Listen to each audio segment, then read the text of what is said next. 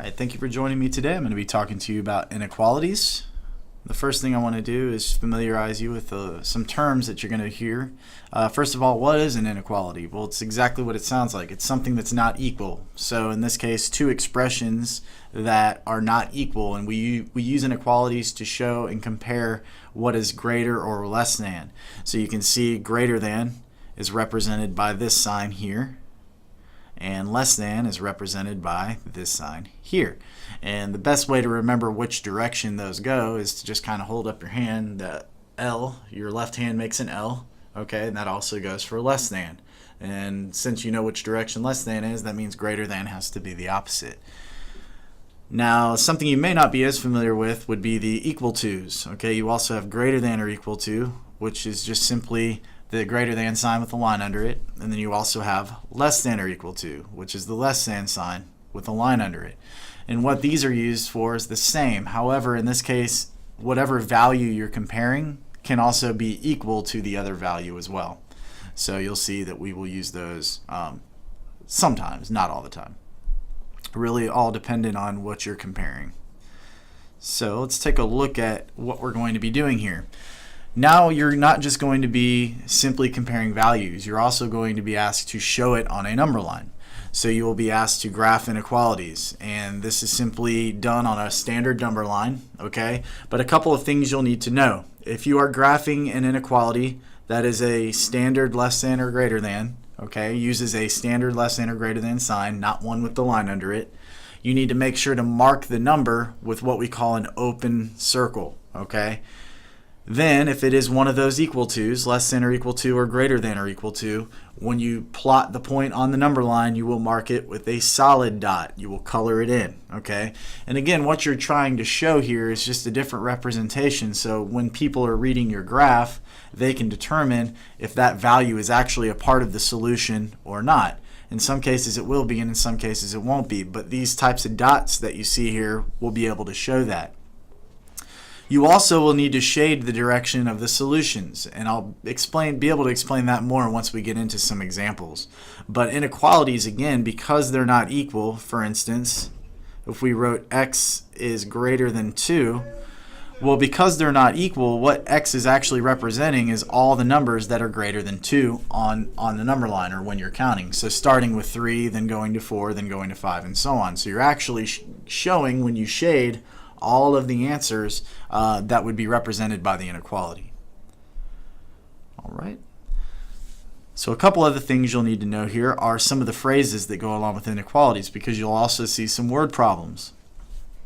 One, for a greater than sign, we already know one because it is called greater than, but the most obvious other one would be more than, and that one's used pretty much just as much as greater than in word problems. And then for less than, of course you have less than. The other word used is fewer than. Then we introduced you to the equal to's. You have less than or equal to. Well, these actually have a couple other phrases that go along with them. You can see here no more than or at most. And I know you might be thinking, well, that doesn't make a whole lot of sense that they would have the words more and most with less than or equal to. However, no more than, again, because you put the no in front, we're not talking about anything that's greater anymore. It's no more than. So that actually is a less than or equal to problem. And you can see the same thing applies when we come down here to the greater than or equal to. The two phrases are no less than and at least, which can be a little confusing because we usually think less than and at least would go with less than or equal to. So these can get a little tricky, and I'll show you a couple of examples here and how to work your way through it. But those little phrases are good to remember. So here's a couple of examples of word problems you may see. Coach Pryor needs no more than 22 players on his team. So write the inequality for the situation. So what they want you to do is, using a variable, write an inequality where x represents the number of players on the team. So the phrase that tells us what inequality sign to use would be right here. So if we go back to our chart real quick, we can see no more than is less than or equal to. I actually already have it marked right there. And we can go back to our problem here and fill in our inequality. So no more than actually means less than or equal to 22 players. And we have to think, does that make sense?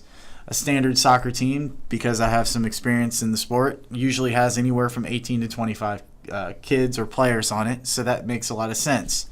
The number of players should be less than or equal to 22. Okay? The next problem. There are less than 10 floors at the hotel. Write an inequality to show the solution. Well, again, the key phrases are what you're looking for here. Less than is your phrase. That one's a little bit more obvious than the last one because it's one of your standard inequality signs. X is less than 10. X, again, is representing the number of floors. The number of floors are below 10. So that's how you would write an inequality for that. Right. The next example here, we're going to start solving some inequalities. Now let me go ahead and preface this really quickly by telling you to solve an inequality is exactly like solving an equation. So for instance, this problem could be written like this. Okay, it could be written just like that with an equal sign. These inequality signs do not really affect anything in the problem at all. They do affect the solution once you're finished solving, but as far as what you will do to solve them, it's the same as an equation, just like that. Okay, so let me go ahead and show you here. 3x is less than 27. So we're going to use some of that knowledge we have of solving equations. We solve equations by using inverse operations. So this is 3 times x, so that means we're going to divide both sides of the inequality by 3, just as we would with an equation. In doing that, we're going to end up with 1x is less than 27 divided by 3. Well, 27 divided by 3, of course, is 9.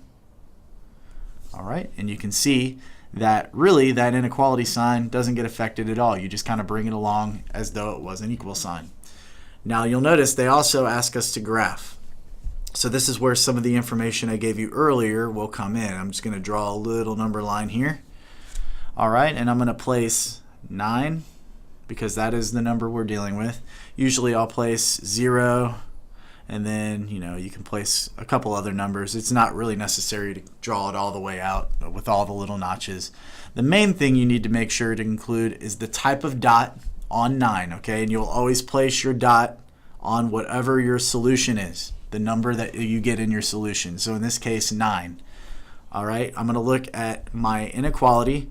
My inequality is a less than. If you go back to one of the earlier slides, you'll notice that I gave you some information on that right here. When you have a standard inequality, less than or greater than, you're going to use an open dot on whatever the solution is.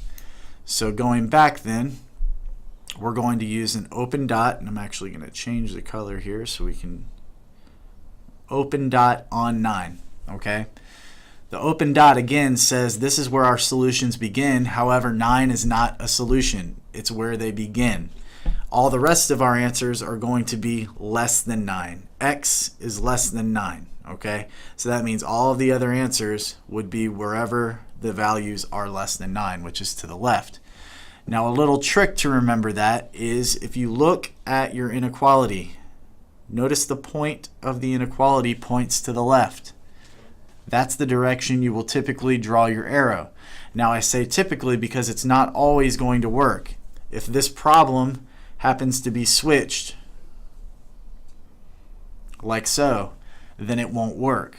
However, the majority of the time, and when I say the majority, 80-85% of the time, which is almost all the time, it's going to be written with the variable on the left. If the variable is on the left, then the inequality points in the direction, in this case, the point of the inequality, not the opening, points in the direction that you would shade on your number line.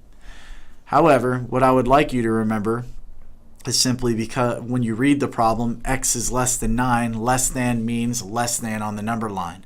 So again, we would like you to just know that all the answers are less than 9 or to the left in this case on the number line. All right, so let's take a look at another one here. We have 1/2 x is greater than or equal to 12. So to solve this, we're going to have to use some division. This is 1/2 times x, okay? So we're going to use division which is the inverse of multiplication. I'm going to divide both sides by 1/2. Again, what you do to one side, you have to do to the other. So my 1/2 will cancel away, leaving x is greater than or equal to. Now we need to figure out what 12 divided by 1/2 is. So we have to use some earlier skills of dividing fractions to help us out. If you remember, we don't divide by fractions, we multiply by the reciprocal.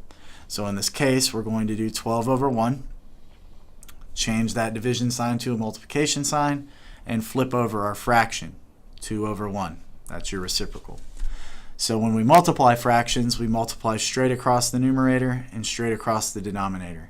And in this case, you're going to get 24 over 1, which is also 24. So you can see our solution to our inequality would be x is greater than or equal to 24. But again, they want us to graph it, so really quickly I'll draw a number line. All right, I'll place 24. We have 24 there. 0 would be somewhere here, and then this would be like -10, something to that effect. All right, so again, we're going to place the correct dot. You have the open dot or the closed dot. It's all depending on your inequality. So since we have a line under our inequality, that means our dot needs to be shaded in on 24. So it would be a closed dot.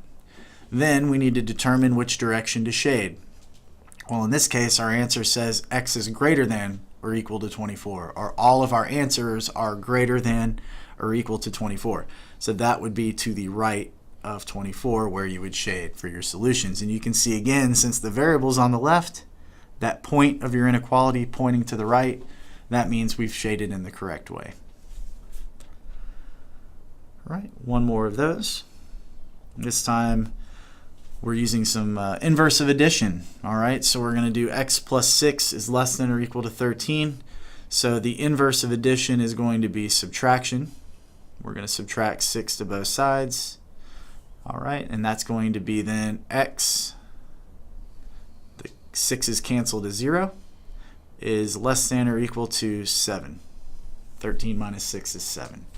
So again, we're going to go ahead and graph that out. Most of the time you deal in inequalities, you'll also have to have a graph of some type. Later on, it'll be a coordinate plane graph, but for right now, just a number line. So I'm going to place 7, then we'd have 0, and then maybe -7.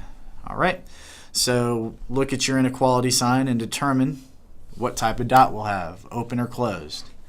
Hopefully you're thinking closed. So you'll do a closed dot on your solution, which in this case is 7. And you will need to shade in the direction where all your answers are less than or equal to 7. Remember, x represents all the answers. So all the answers are less than or equal to 7 to the left. All right, and you can see again, my inequality sign pointed a little to the left there. That means we've shaded in the correct direction. All right, so the last thing you'll have to do other than solving is taking graphs that you see here that have already been graphed of inequalities and writing the inequality for what you see on the graph. And you're doing that in reference to a variable because again, you can see, I know it's a little difficult to see here, but the shading for this top one is going to the right. That shading is all the numbers that are a part of the solution, which would be represented by x. So all of these will start with x. Okay, then you need to determine what inequality you're going to do. So you have, in this case, what looks to be a shaded in dot. So that means it's either going to be a greater than or equal to sign or a less than or equal to sign. So if we look at our two signs there, which one looks as though it would be shaded to the right? Well, notice the point here goes to the left, the point here goes to the right. So that means we need to go with the greater than or equal to sign, which is that one right there. All right, so x is greater than or equal to the number that the dot is on, which in this case is 5. X is greater than or equal to 5. And it is a little bit of a process, but once you do enough of them, you start to get more and more used to it, and it'll go a lot quicker. Right, for the next one, you can see that our shading is going to the left on our number line there. So again, we're going to start, it's always in reference to a variable. I just like to use x. Alright, so now let's determine which inequality. This is an open circle, not shaded in. So in this case, we know that we're either going to be using a less than or a greater than sign. Alright, so based off of that, if we look at the direction that these are pointed in, we have the less than sign pointed to the left, the greater than sign pointed to the right, the point, of course, not the opening. So that means we're going to use the one that's directing the same way as the shading. So that's going to be your less than sign. So x is less than whatever value the dot is on, which is 11. And again, that just means we're shading all of the solutions that are less than 11. All right. We'll look at just a couple more of those, try to get you more acclimated to that. Letter A here. It's got shading going to the right. So again, we'll start by writing out our variable x. We need to determine again what type of inequality. That is a solid dot, so that means less than or equal to, greater than or equal to. So analyze those and determine which direction the shading is going based off of the point. So in this case, there are your 2 points. One is pointing to the left, one is pointing to the right. We're going to go with the one that's pointing to the right because you can see our shading is going to the right. So in this case, x is greater than or equal to the value that the dot is on, which is 12. All right, and then the last one here. You have the shading that's going to the left. Okay. We're going to start with marking our variable. This time it's an open circle again, or an open dot on 52. So that's either going to be a less than or a greater than sign. All right, so look at those and determine which direction or which inequality we should choose. Well, again, the shading's going to the left. You can see that the point of your less than sign goes to the left. So that means we're going to use the less than sign. And you go with the value that the number's on, or that the dot is on, which is 52. All right, this has been a quick tutorial on inequalities. Thank you for joining me.